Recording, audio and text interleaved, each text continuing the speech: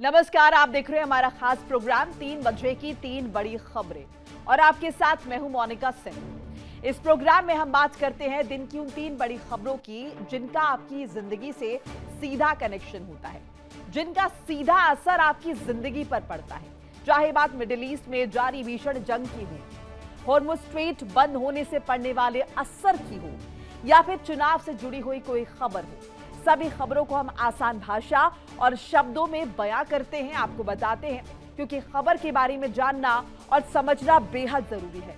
हमारा मकसद है आप सिर्फ खबर ना सुने बल्कि उसे समझे भी, जिससे अपने फैसले बेहतर तरीके से ले पाए।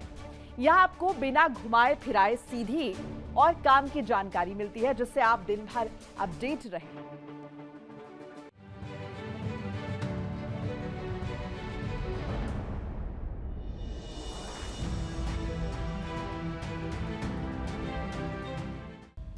तो आज जो सबसे पहले बात ईरान अमेरिका के बीच हुए सीज फायर की, या फिर यूं कहे कि अल्प सीज फायर की। ऐसा हम इसलिए कह रहे हैं क्योंकि सीज फायर का ऐलान करने के कुछ घंटों बाद घातक हमले शुरू हो गए, ठीक उसी तरह जैसे सीज फायर के ऐलान से पहले हो रहे थे। लेबनान में लगातार भीषण हवाई हमले हो रहे हैं। ऐसे में ईरान ने फिर से अपने साथ धोखा बताते हुए हॉर्मुज़ स्ट्रेट पर आवाजाही बंद कर दी है। दूसरी खबर सऊदी अरब से है, जहां हॉर्मुज़ स्ट्रेट खोलने के लिए दुनिया के करीब 60 देश महामंथन करने में जुटे हैं या चर्चा कर उस रास्ते को तलाशने की कोशिश कर रहे हैं जिससे हॉर्मुज़ स्ट्रेट जल्द से जल्द खुल जाए। तीसरी खबर विधानसभा चुनाव से जुड़ी हुई है। भारत के 3 राज्य असम, केरलम और पुडुचेरी की जनता मतदान करने में जुटी है। खबर है कि वोटर्स ने रिकॉर्ड मतदान किया है। शाम तकरीबन 5 बजे तक तीनों राज्यों में मतदान होंगे। उसके बाद उम्मीदवारों की किस्मत ईवीएम में कैद हो जाएगी। इन तीनों खबरों के बारे में विस्तार से बताएंगे, चर्चा करेंगे, जिससे आप तीनों खबरों के हर पहलू को गहराई से जान पाए। तो चंद घंटों में सीजफायर ने दम तोड़ दिया। सीजफायर के ऐलान के बाद ताबड़तोड़ अटैक हमने देखे। ईरान अमेरिका के बीच एक बार फिर से तनाव बढ़ गया है। अमेरिकी सेना ने ईरान को दी है युद्ध की धमकी। सीजफायर उल्लंघन पर युद्ध फिर से शुरू होगा। अमेरिका और ईरान के बीच 7 अप्रैल की रात सीजफायर का ऐलान किया गया। सीजफायर हुआ तो लंबे वक्त के लिए था, यानी कि 14 दिन के लिए, लेकिन मौत का खेल खेलने का शौक रखने वाले डोनाल्ड ट्रंप अपने वादे पर 12 घंटे भी नहीं टिक पाए। ट्रंप ने खुलकर तो ईरान पर अटैक नहीं किया, लेकिन अमेरिका ने इजरायल के कंधे पर रखकर घातक मिसाइल्स और बम की बारिश करनी शुरू कर दी, जिससे घबराकर ईरान ने फिर से पूरी दुनिया की नब्ज यानी कि हॉर्मुज़ पर नकेल कस दी है, जिससे कुछ ही घंटों में ट्रंप के सीजफायर की हवा निकल गई है। ईरान का दावा है कि सीजफायर के ऐलान के बावजूद अमेरिकी सेना ईरान पर हमले की चेतावनी दे रही है। उधर अमेरिका के वरिष्ठ अधिकारी का कहना है कि ईरान के सीजफायर का पालन न करने की हालत में अमेरिकी सेना फिर से युद्ध शुरू करने के लिए तैयार है। इजरायल और लेबनान के बीच चल रहे युद्ध को ट्रंप ने अमेरिका और ईरान के युद्ध से अलग बताया। साथ ही ट्रंप ने कहा कि लेबनान इस सीजफायर का हिस्सा नहीं है। अमेरिका और ईरान के बीच अगर ये सीजफायर टूट जाता है तो यकीन मानिए युद्ध लंबा चल सकता है। ईरान भी दावा कर रहा है कि वो अमेरिकी हमलों का मुंहतोड़ जवाब देने के लिए पूरी तरह से तैयार है। उधर अमेरिकी सेना भी युद्ध करने के लिए दम भर रही है, जिससे मिडिल ईस्ट में फिर से तनाव बढ़ गया है। और इसी पर बातचीत के लिए मेरे साथ मेरे सहयोगी जुड़ रहे विकास अब्रोल। विकास, कुल मिलाकर जिस तरह की स्थिति अभी नजर आ रही है, ऐसा लग नहीं रहा कि यहां पर सीज फायर हुआ है, क्योंकि मिडिल ईस्ट में संघर्ष तो लगातार हो रहा है। ऐसा लग रहा है बस दिखावे के लिए डोनाल्ड ट्रंप ने, ताकि कुछ वक्त मिल पाए और उनकी सेना जो है वो कहीं ना कहीं हम बोले रिचार्ज हो सके, इसलिए ये सीज फायर किया गया है। देखो, तो देखिए लगातार पहले भी ऐसी संभावनाएं थी, क्योंकि अब डोनाल्ड ट्रंप जो है वो फंस चुके थे इस ग्रुप से, और वो कहीं ना कहीं यहाँ से बाहर निकलना चाहते थे, लेकिन निकल नहीं पा रहे थे। और ऐसे में उनको कुछ समय चाहिए था, या तो इसके वो युद्ध से बाहर निकल पाए, तो या फिर अपने आप को, अपने डिफेंस फोर्सेस को एक बार फिर से इकट्ठा कर पाए ताकि वो दुगनी ताकत से ईरान पे हमला कर सके। और ऐसी ही रणनीति ये लग रही है, क्योंकि देखिए जब आज सुबह कल सुबह माफ कीजिएगा, जब बात चली कि ये यहाँ पे शांति वार्ता चल रही है, ऐसे में एक बार फिर से इजरायल ने जब लेबनान पे हमला कर दिया तब ये बात सामने जाके पाकिस्तान लगातार कहता आ रहा था कि ये पूरा शांति वार्ता, लेकिन इजरायल ने साफ किया कि लेबनान का कोई तरह से नहीं, तो शांति वार्ता का हिस्सा नहीं, लगातार हमला करेंगे। और वही हुआ, लगातार इस पर फायर किया, हिजबुल्लाह के एक बहुत बड़े नेता को मार गिराया। ऐसे में अब संभावनाएं बढ़ रही है कि कहीं ना कहीं हिजबुल्लाह जो है ईरान की मदद करता आ रहा है। ऐसे में कहीं ना कहीं ईरान इसका रिटेलिएशन करेगा, रिटेलिएशन होता है तो यूएस एक बार फिर से शुरू हो जाएगा। बिकॉज अभी तक तो अगर हम देखें जिस तरीके से लेबनान पर अटैक हो रहे थे, उसके बाद ईरान ने नाराजगी अपनी जाहिर की और कहा कि आप लेबनान पे अटैक बंद कीजिए, नहीं तो हम फिर से जो है युद्ध करना शुरू कर देंगे, अटैक्स हम भी करेंगे, पलटवार करेंगे। लेकिन अब जिस तरीके से यहाँ पर हिजबुल्लाह का चीफ मारा गया है और उसका भतीजा जिस तरीके से मारा गया, ये दावा आईडीएफ द्वारा किया गया, आपको क्या लग रहा है अब ईरान अपनी तरफ से ये सीजफायर तोड़ देगा? जी देखिए, लगातार ईरान को इस तरह कि कहीं ना कहीं हिजबुल्लाह की मदद के लिए आगे आना पड़ेगा, वरना आने वाले समय में वही हाल होगा जो नाटो और यूएस में हुआ, क्योंकि हिजबुल्लाह और ईरान साथ साथ पर चलते हैं। ऐसे में अगर आज ईरान खड़ा नहीं हुआ तो हिजबुल्लाह कहीं ना कहीं उससे अपने आप को अलग करेगा, जिसका नुकसान ईरान को उठाना पड़ेगा, क्योंकि ईरान हिजबुल्लाह के दम पर भी कहीं ना कहीं उसका एक अपना वर्चस्व जो बनाया हुआ अपने वेस्ट एशिया में वो खत्म होने का कगार पे है। ऐसे में अब लग रहा है कि ईरान भी कहीं ना कहीं उसका रिटेलिएशन करेगा, इजराइल पे हमला करेगा, और उसका जो जवाबी कार्रवाई में कहीं ना कहीं यूएस को भी बीच में आना पड़ेगा, क्योंकि यूएस लगातार जो है इजराइल की मदद कर रहा है और वहां पर उसको स्थापित करने में, उसको स्टेट स्थापित करने में कहीं ना कहीं बहुत बड़ा रोल निभा रहा है।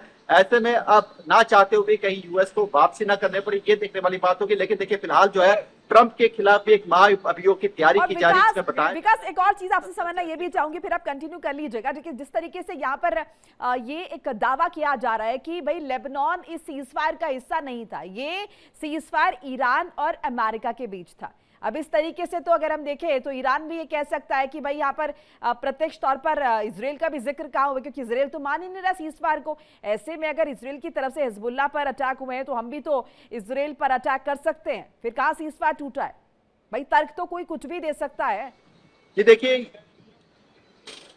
जी बिल्कुल, इसके दो कारण हो सकते हैं। एक तो इजराइल जो अपने आप को लगातार उस पूरे एरिया में अपना दबदबा बनाना चाहता है, या ये एक यूएस की भी रणनीति हो सकती है कि हम बैकफुट पे चले जाते हैं लेकिन तुम अपने हमले जारी रखो जब तक हमारा मकसद पूरा ना हो। हालांकि मकसद क्या है यूएस का वो कोई अभी जानता नहीं है। फिलहाल वो रिजीम चेंज करना चाहते हैं जिसके कोई हालात नहीं लग रहे, लेकिन फिलहाल अभी जो, क्योंकि ये भी हो, देखिए जिस तरह से मैं बात कर रहा था कि उसके खिलाफ भी महाभियोग की तैयारी कर रही है, जिसमें 70 से 80 सांसद उनके खिलाफ एक संशोधन ला रहे हैं। उनके अमेंडमेंट जो 25 की बात की जा रही है उसके अंदर एक सेक्शन ऐसा है जिसमें अगर वहां का प्रेसिडेंट अमेरिका का काम करने काबिल ना हो तो उसको उतारा जा सकता है और वाइस प्रेसिडेंट जो है जिम्मेदारी संभालेंगे।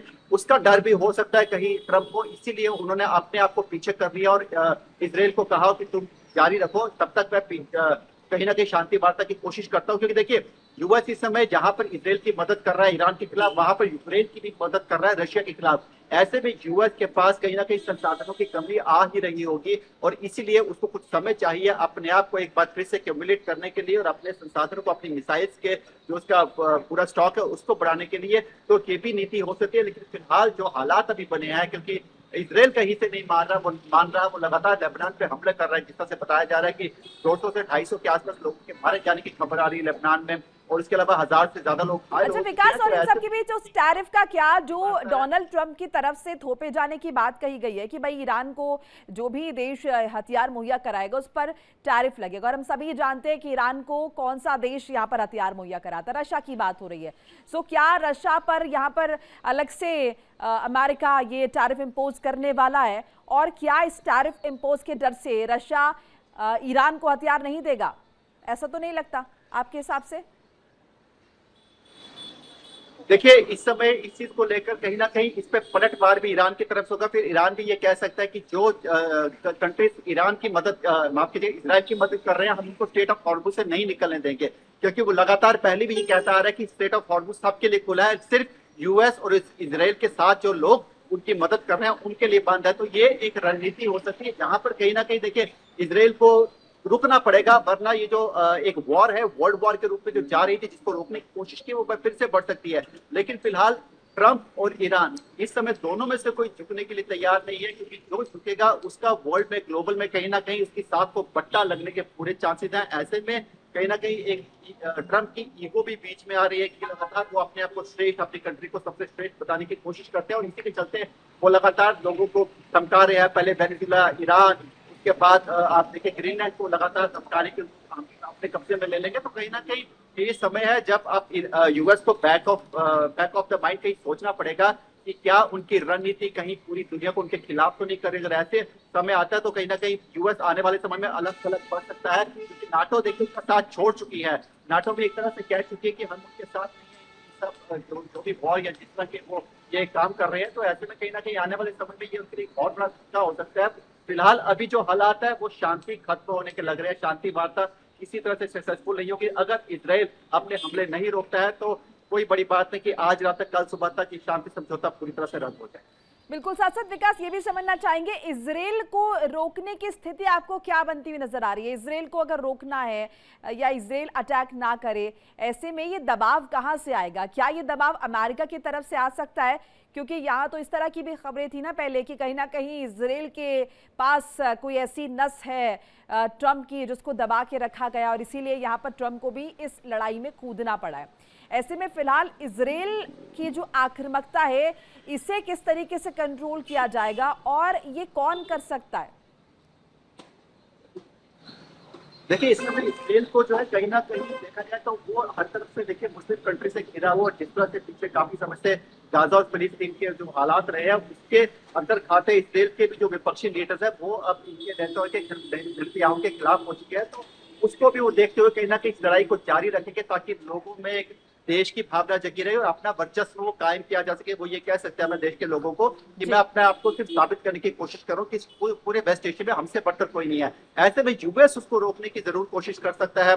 लगातार कई बार ऐसी दबी आवाजों में अन्य देशों ने भी कहा है कि भारत ही है जो इस युद्ध को रोक सकता है। तो कहीं ना कहीं हो सकता है भारत की तरफ से भी पहल की जाए, क्योंकि देखिए पाकिस्तान जो ये पहल कर रहा है ये सिर्फ अपने आप को एक अंतर्राष्ट्रीय पटल पर लाने की कोशिश कर रहा है, या कह सकते हैं कि अमेरिका का मोहरा है इजराइल पर दबाव नहीं बना सकता, क्योंकि पाकिस्तान और इजराइल का जो कम्युनिकेशन है वो हम सभी जानते हैं। बहरहाल बहुत बहुत शुक्रिया आपका विकास, तमाम बातचीत जानकारी साझा करने के लिए। हॉर्मुज खोलने पर 60 देश एकजुट हुए हैं। सऊदी अरब में बातचीत से खुलेगा हॉर्मुज। ब्रिटेन के नेतृत्व में हॉर्मुज खोलने पर चर्चा की खबर आ रही है। सऊदी अरब से हॉर्मुज खोलने का रास्ता मिलेगा। ईरान अमेरिका के बीच पिछले एक महीने से ज्यादा वक्त से जारी युद्ध का असर अब पूरी दुनिया पर दिखने को मिल रहा है। इजराइल अमेरिका के संयुक्त हमले के बाद ईरान ने स्ट्रेट ऑफ हॉर्मुज को फिर से बंद कर दिया है, यानी हॉर्मुज पर सीजफायर लागू होने से पहले वाले हालात पैदा हो गए। दरअसल ईरान ने साफ कह दिया है कि इस रास्ते से सिर्फ वही जहाज जाएंगे जिन्हें ईरान से इजाजत मिलेगी। उधर सऊदी अरब में दुनिया के तकरीबन 60 देश लगातार कोशिश में जुटे हैं कि कैसे भी हॉर्मुज को खुलवाया जा सके। ब्रिटेन के नेतृत्व में इसकी पहल हुई है। जानकारी के हिसाब से पिछले हफ्ते इटली की प्रधानमंत्री मेलोनी ने अरब देशों के नेताओं से मुलाकात की। उस वक्त उन्होंने हॉर्मुज बंद होने पर चिंता जाहिर की। खबर है कि अब ब्रिटेन के प्रधानमंत्री की स्टार्मर हॉर्मुज पर चर्चा करने के लिए सऊदी अरब पहुंचने वाले हैं। दरअसल सऊदी अरब में हॉर्मुज खोलने को लेकर गंभीरता से चर्चा हो रही है, क्योंकि हॉर्मुज की वजह से अगर हम देखें इम्पैक्ट पूरे विश्व पर पड़ रहा है। स्ट्रेट ऑफ हॉर्मुज की वजह से तेल की आवाजाही बंद है, फ्यूल की आवाजाही बंद है, जिसकी वजह से चिंता बनी हुई है। अगर हम देखें ऊर्जा क्षेत्र पर बड़ा इम्पैक्ट हो रहा है। ऐसे में बैठकों का दौर जारी है, माथापच्ची जारी है। ब्रिटेन की तरफ से इनिशिएट किया जा रहा है। 60 देशों के प्रतिनिधि जुटे हैं, मंथन चल रहा है हॉर्मुज पर। अब ये 60 देशों के जो प्रतिनिधि डिस्कशन कर रहे हैं, इस डिस्कशन में क्या निकल कर आता है, कैसे हॉर्मुज पर फिर से ये आवाजाही बहाल हो, क्या ईरान को समझाया जाए या फिर ये दबाव अमेरिका पर डाला जाए, उसके बाद इजराइल पर आए, ये देखना होगा। इस पर बातचीत के लिए मेरे साथ न्यूज रूम से मेरे कुलीग आशीष जुड़ रहे हैं। आशीष, मंथन शुरू हो गया, निश्चित तौर पर होना भी है। अब 60 देशों के प्रतिनिधि जुट रहे हैं, ये बात कर रहे हैं। क्या नजर आ रहा है आपको, क्या स्थिति हो सकती है, कैसे हॉर्मुज खुलेगा, किसे समझाया जाएगा और कौन समझेगा? मोनिका, स्ट्रेट ऑफ हॉर्मूज को लेकर अब आप आज ऐसे समझिए कि ये वो नस है जिसे इस वक्त ईरान ने दबाकर रख दिया है और इसकी वजह से सबकी परेशानी जो है वो बढ़ती हुई नजर आ रही है। दुनिया का करीब 20% जो तेल है वो यहीं से गुजरता है, सप्लाई जो है वो यहीं से होती है और ऐसे में स्ट्रेट ऑफ हॉर्मूज को लेकर ये तस्वीर किसी से नहीं छिपी है कि जब सीज फायर की बात हुई थी तो उसमें ये माना गया था कि स्ट्रेट ऑफ हॉर्मूज का रास्ता जो है वो खोल दिया जाएगा और खोलने की बात भी हुई थी। लेकिन जिस तरह से लेबनान में एक के बाद एक कई अटैक किए गए इसराइल की तरफ से और सीज फायर को लेकर यह कहा गया कि लेबनान जो है वो उसका हिस्सा नहीं है, सीज फायर उस पर लागू नहीं होता है, उसके बाद से अटैक जो है वो लगातार इसराइल की तरफ से बढ़ते चले गए और इसकी वजह से ईरान जो है वो बेहद नाराज नजर आया। ईरान ने जो है अपनी गुस्सा जो है वो एक तरह से दिखाया और साफ सवाल उठाया कि आप करना क्या चाहते हैं, सीज फायर करना चाहते हैं या आप युद्ध करना चाहते हैं, इस चीज को क्लियर कर दीजिए। क्योंकि अमेरिका से जो उम्मीद थी वो ये थी कि वो लेबनान को लेकर भी सीज फायर की स्थिति साफ करेगा, लेकिन उल्टा ही सवाल उठाया गया और कहा गया कि आप लोग कंफ्यूज हैं इस चीज को लेकर, लेबनान को लेकर कोई बातचीत ही नहीं हुई और उस पर जो है वो सीज फायर लागू नहीं होता और ऐसे में इसलिए इसराइल उस पर हमला करता रहेगा और अमेरिका इसका सपोर्ट करता रहेगा। अब क्या हुआ, उसकी वजह से ईरान बेहद नाराज नजर आया और फिर उसने एक ही स्टेप उठाया, उसने कहा कि ठीक है, अगर आपको ये सारी चीजें करनी है तो मैं स्ट्रेट ऑफ हॉर्मूज पर जो है ताला मार देता हूं और मतलब कि उसको बंद कर देता हूं। उसकी वजह से ये पूरी स्थिति जो है देखने को मिली। अब ये कदम उठाया गया है जहां पर हॉर्मूज पर सऊदी में मंथन किया जाएगा, करीब 60 देश के जो प्रतिनिधि हैं वो जुटेंगे और उसके जरिए इसमें जो बातचीत की जाएगी कि हमारा कोई लेना देना नहीं, हमने कभी सपोर्ट नहीं किया और या फिर इससे जो परेशानी है वो हम लोगों को भी उठानी पड़ रही। ऐसे में कोई बीच का रास्ता निकाला जाए जिससे ये परेशानी जो है वो बढ़ती हुई नजर ना आए और इससे छुटकारा मिल सके। लेकिन ये बहुत समझने वाली बात है मोनिका कि ये इतना आसान रास्ता नहीं रहने वाला है। जैसा कि स्ट्रेट ऑफ हॉर्मूज का रास्ता है उसी तरह से इसको समझिए कि बिल्कुल भी कोई आसान रास्ता नहीं रहेगा कि कोई विकल्प जो निकल कर आए और फिर इसमें बातचीत हो पाए, क्योंकि हॉर्मूज खोलने के लिए 60 देश जरूर एकजुट हो रहे हैं, जिसमें भारत, जापान, चीन, मलेशिया समेत जो है 60 देशों की बात निकलकर सामने आ रही है। ऐसे में ब्रिटेन की पहल क्या रंग लाएगी या नहीं लाएगी ये देखने वाली बात होगी, लेकिन ब्रिटिश पीएम कीर स्टारमर ने जो ये पहल की है उससे एक उम्मीद की किरण जरूर जगी है कि शायद कोई रास्ता जो है वो निकल पाए। बिल्कुल, 60 देशों का जिक्र आपने किया है आशीष और माथापच्ची की शुरुआत हो चुकी है और इसमें एक जो बड़ी उम्मीद की किरण जिसका आप जिक्र कर रहे हैं वो ये नजर आती है कि 60 देशों में दोनों तरह के देश, अगर हम देखें दोनों तरफ के देश जो हैं शामिल, इसमें अरबिक कंट्रीज भी हैं, इसमें चाइना भी है जो ईरान का समर्थन करता है, इसमें भारत है जो सदियों लाइन लेकर चलता है, इसमें अरबिक कंट्रीज हैं जो कि हम जानते हैं कि उन्होंने अमेरिका को वहां पर बेस दिया हुआ है। ऐसे में आपको क्या लगता है, क्योंकि हर तरफ के यहाँ पर पार्टिसिपेंट्स हैं, ऐसे में मुमकिन है कि कहीं ना कहीं ईरान को समझाने बुझाने की भी कोशिश होगी और कहीं ना कहीं वो जो इजराइल की तरफ से लगातार आक्रामकता देखी जा रही है वो शांत होगी, तब कहीं जाकर ये शांतिपूर्वक जो है रास्ता खुलेगा और ऊर्जा संकट जो है जो विश्व जिसे झेल रहा है कहीं ना कहीं उससे छुटकारा मिलेगा।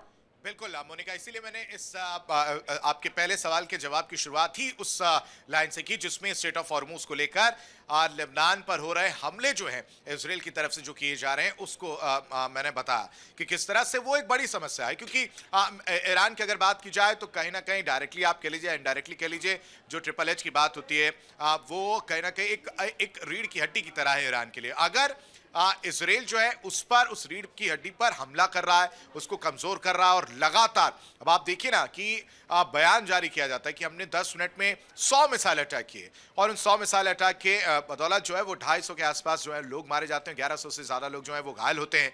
तो ये कहीं ना कहीं दर्शाता है कि इजराइल जो है लेबनान को लेकर पीछे नहीं हटने वाला है और उसकी वजह से क्या होगा कि वो लगातार हमले करेगा। सीज फायर वाली जो बातचीत निकल कर आई थी वो भी कहीं ना कहीं दरकिनार हो जाएगी।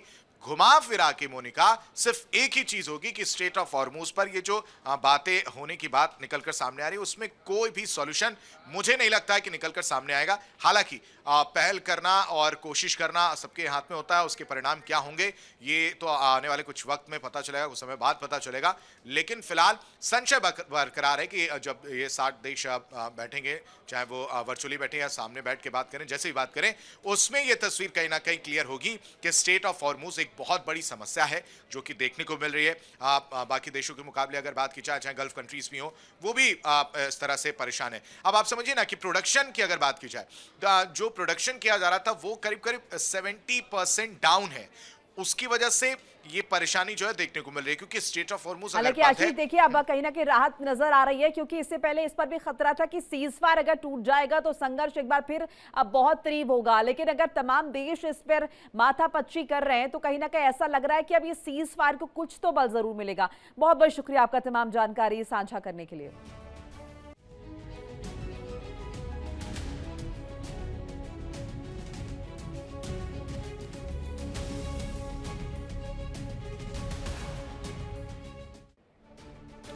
और चलिए आगे बढ़ जाते हैं और यहाँ पर जिक्र करते हैं चुनावों का। 3 राज्यों के विधानसभा चुनाव के लिए वोटिंग की बात करते हैं। 3 राज्यों के विधानसभा चुनाव के लिए वोटिंग, और 1 बजे तक के अगर हम आंकड़ों का जिक्र करें तो 1 बजे तक मतदान के आंकड़े सामने आ गए। असम में 59.63% वोटिंग हुई है, यह अच्छा आंकड़ा है। अगर हम केरल की बात करते हैं, केरलम की, तो 1 बजे तक 49.70% वोटिंग दर्ज हुई है। पुडुचेरी में 1 बजे तक 56.83% वोटिंग दर्ज हुई है। देश के 3 राज्यों असम, केरलम और पुडुचेरी में आज विधानसभा चुनाव के लिए सिंगल फेज में वोटिंग चल रही है। वोटिंग को लेकर लोगों में खासा उत्साह देखा जा रहा है। लोग बड़ी संख्या में घरों से निकल रहे हैं और बूथों पर पहुंचकर अपने अपने मताधिकार का इस्तेमाल कर रहे हैं। लोकतंत्र के इस महापर्व पर लोगों में कैसा उत्साह है वो वोटिंग परसेंटेज से आप अंदाजा लगा सकते हैं। चुनाव आयोग के आंकड़ों के अनुसार दोपहर 1 बजे तक असम में 59.63%, केरलम में 49.70% और पुडुचेरी में 56.83% वोटिंग हो चुकी है। बताते चले कि केरला में सभी 140 विधानसभा सीट्स, असम में सभी 126 सीट्स और पुडुचेरी में सभी 30 सीटों के लिए आज वोटिंग हो रही है। 5 बजे तक ये वोटिंग चलेगी। जाहिर है लोकतंत्र का महापर्व है। असम, केरलम और पुडुचेरी में वोटिंग जारी है और वोटिंग को लेकर लोगों में जबरदस्त उत्साह नजर आ रहा है। बड़ी संख्या में मताधिकार का इस्तेमाल कर रहे हैं लोग और 1899 उम्मीदवारों की किस्मत आज ईवीएम में कैद हो जाएगी। असम, केरल और पुडुचेरी में एक चरण में होने वाले मतदान आज सुबह से ही शुरू हो चुका है 7 बजे से, और तीनों प्रदेशों की जनता अपने अपने विधायकों को चुनने के लिए पोलिंग बूथ पर पहुंची हुई है। पोलिंग बूथ पर वोटर्स के लिए खास इंतजाम किए गए हैं। एक और वोटर पोलिंग बूथ पर पहुंचकर अपने अधिकार का इस्तेमाल कर रहे हैं। वहीं दूसरी ओर चुनाव में अपनी किस्मत आजमा रहे उम्मीदवारों की सांसें तेज हैं। सियासी गलियारों में वोटिंग के बीच एक टेंशन जोरों पर है। तीनों राज्यों के 196 विधानसभा सीट पर 1899 उम्मीदवार इस बार विधानसभा के चुनाव में अपनी किस्मत आजमा रहे हैं। बात करें अलग अलग राज्यों की तो सिर्फ असम में 126 विधानसभा सीटों के लिए 722 उम्मीदवार चुनावी मैदान में। वहीं केरला में से 40 विधानसभा सीटों के लिए 883 उम्मीदवारों की किस्मत आज ईवीएम में कैद हो जाएगी। अगर बात करें पुडुचेरी की तो यहां से 30 विधानसभा सीट्स के लिए 294 उम्मीदवार खड़े हैं। ऐसे में इन राज्यों की जनता पर सबसे बड़ी जिम्मेदारी है अपने लिए सही उम्मीदवार का चयन करना। नतीजे सामने आने के बाद पता चल जाएगा कि जनता ने किसे सिर पर बैठाया है और किसे नकार दिया है। और इसी पर बातचीत के लिए मेरे साथ सुशील तिवारी जुड़ रहे हैं, हमारे वरिष्ठ सहयोगी। सुशील जी, बड़ा दिन है, महत्वपूर्ण दिन है, 3 राज्यों में विधानसभा चुनाव, और जिस तरीके की अगर हम वोटिंग परसेंट की बात करें सो इस वोटिंग, ये 1 बजे तक का आंकड़ा है, इस वोटिंग परसेंट को देखकर आपको क्या लग रहा है, क्या कह रहे हैं चुनावी समीकरण? बिल्कुल मोनिका, बहुत जबरदस्त उत्साह दिख रहा है लोगों में। जिस तरह लोग वोट डालने पहुंच रहे हैं, लंबी लंबी लाइनें लगी हुई हैं। यहाँ तक कि आज बरपेटा जो आसाम का विधानसभा क्षेत्र है, बहुत ज़्यादा बारिश वहाँ पर हो रही थी, लेकिन उसके बावजूद भी लोग पहुंचे हैं, भीगते हुए पहुंचे हैं, पानी की परवाह नहीं की है। लगभग जो 60% के आसपास जो वोट पड़ा 1 बजे तक, वाकई में बहुत ही अच्छे आंकड़े हैं। और अन्य जो राज्य हैं वहाँ भी अच्छा वोट पड़ रहा है। तो ऐसे में कहीं ना कहीं एकदम बिल्कुल अलग रुख देखने को मिल रहा है। जैसे पहले क्या होता था, बहुत इतना वोट नहीं पड़ता था, लेकिन 1 बजे तक इतना वोट पड़ना ये कहीं ना कहीं संकेत देता है कि लोगों में काफ़ी उत्साह दिख रहा है। लोग कहीं ना कहीं अपने मन की सरकार बनाना चाहते हैं। आज सुबह जब सीएम हेमंत बिस्वा शर्मा सबसे पहले कामाख्या देवी के मंदिर गए, वहाँ पूजा अर्चना की अपनी पत्नी के साथ में, और वहाँ पर पूजा अर्चना के बाद उन्होंने माँ से यही आशीर्वाद मांगा कि वो फिर से आसाम में बीजेपी की सरकार बने और साथ में, क्योंकि जिस तरह योगदान आसाम सरकार का इस वक्त देश के विकास में है वो बहुत महत्वपूर्ण माना जा रहा है, तो इसको देखते हुए आज वो मतदान केंद्र पहुंचे, जो कि कामपुर मतदान केंद्र था, वहां पर अपनी पत्नी बच्चों के साथ मतदान करने पहुंचे हैं। उनकी पत्नी रिंकी ने मतदान किया, उन्होंने मतदान किया और उन्होंने वहां पर कहा कि इस बार बीजेपी 100% वापसी की ओर है और अच्छी सीटें लाएगी, क्योंकि यहाँ पर प्रधानमंत्री मोदी जी ने लगातार प्रचार किया है। साथ में अमित शाह भी रणनीतिकार के रूप में देखे जा रहे हैं, वो भी यहाँ पर एक रोड शो करके गए और काफी उन्होंने यहाँ पर लोगों को आकर्षित किया और कहीं ना कहीं जो बीजेपी काफी मजबूत दिख रही है आसाम में। और वहीं पर जो अन्य पार्टियां, उनका कहना है इस बार बदलाव के संकेत हैं। अगर हम बात करें केरल की, तो केरल में जो सीएम है पिनाराई विजयन, वो एक बाइक से मतदान केंद्र तक वोट डालने पहुंचे और वहां पर उन्होंने मतदान किया है और उनका कहना है कि इस बार 10 वर्ष हमारे हो चुके हैं, लेकिन इस बार भी हम अच्छे वोटों से जीतने वाले हैं। तो एलडीएफ सरकार इस वक्त है, वहां पर यूडीएफ जो कांग्रेस के साथ में है, तो यूडीएफ और एलडीएफ और साथ में बीजेपी कहीं ना कहीं उभर के आई है। बीजेपी कभी भी केरल में बहुत उभर के नहीं आती थी, लेकिन अच्छा परफॉर्मेंस दे रही है इस बार और लोगों में चर्चा का विषय बना हुआ है कि बीजेपी केरल में काफी प्रभावशाली दिख रही है, कहीं ना कहीं त्रिकोणीय वहां पर संघर्ष दिख रहा है। जी बिल्कुल, आपने केरल का जिक्र किया कि भारतीय जनता पार्टी उभरती हुई नजर आ रही है। अगर मैं ओवरऑल देखूं तो क्या लगता है आपको, ये जो वोटिंग परसेंट है, जाहिर है उत्साहजनक है, लेकिन ना ये क्या कह रहे हैं आपके हिसाब से, क्या सरकार रिपीट होगी या बदलाव होंगे तीनों ही राज्यों में? ऐसा है मोनिका, जिस तरह अभी प्रधानमंत्री मोदी हो, चाहे वहाँ के हेमंत बिस्वा शर्मा हो, इन लोगों ने वहाँ बहुत काम किया है। नॉर्थ ईस्ट की अगर बात करें तो वहाँ पर जितना भी एक हब है गुवाहाटी में बना हुआ है, चाहे मेडिकल क्षेत्र में हो, चाहे शिक्षा के क्षेत्र में हो, तो लगातार डेवलपमेंट हुआ है। पहले सड़क, बिजली, पानी ठीक तरह सुविधाएं नहीं थी, वहाँ सुविधाएं दिख रही हैं आज की डेट में। हेमंत बिस्वा शर्मा एक वहाँ पर सुपरस्टार की तरह काम कर रहे हैं, तो एक बदलाव के संकेत यह है कि कहीं ना कहीं फिर से हेमंत बिस्वा शर्मा को वहाँ की जनता पसंद कर रही है। जो एक रुझान दिख रहे हैं, क्योंकि लोग जो मतदान करने पहुंच रहे हैं तो वो ये देख रहे हैं कि कौन सरकार ज्यादा अच्छा काम कर रही है। और सबसे बड़ी बात यह भी है, प्रधानमंत्री मोदी जी ने इतनी विपत्ति वाली स्थिति में देश को कहीं ना कहीं, चाहे गैस सिलेंडर हो, चाहे पेट्रोलियम हो, और युद्ध के दौरान भी लोग वहां पर पहुंच रहे हैं, आपने अपने मताधिकार का इस्तेमाल कर रहे हैं। बहुत बहुत शुक्रिया आपका तमाम बातचीत जानकारी के लिए। तो शाम 5 बजे तक का वक्त है और तब तक वोट डाले जाएंगे, उसके बाद तमाम जो उम्मीदवार हैं उनकी किस्मत ईवीएम में कैद हो जाएगी। नतीजों के लिए ज्यादा इंतजार नहीं करना। एक छोटा सा ब्रेक हम यहाँ पर ले रहे हैं, फौरन हाजिर होंगे। ब्रेक पर जाने से पहले याद दिला दें कि इंडिया डेली आपके स्मार्ट टीवी पर भी मौजूद है। देखिए इंडिया डेली 24/7 अब आपके स्मार्ट टीवी पर। इंडिया डेली मौजूद है सभी डिजिटल प्लेटफॉर्म पर लाइव और लगातार। इंडिया डेली 24/7 हर दिन राष्ट्र को समर्पित।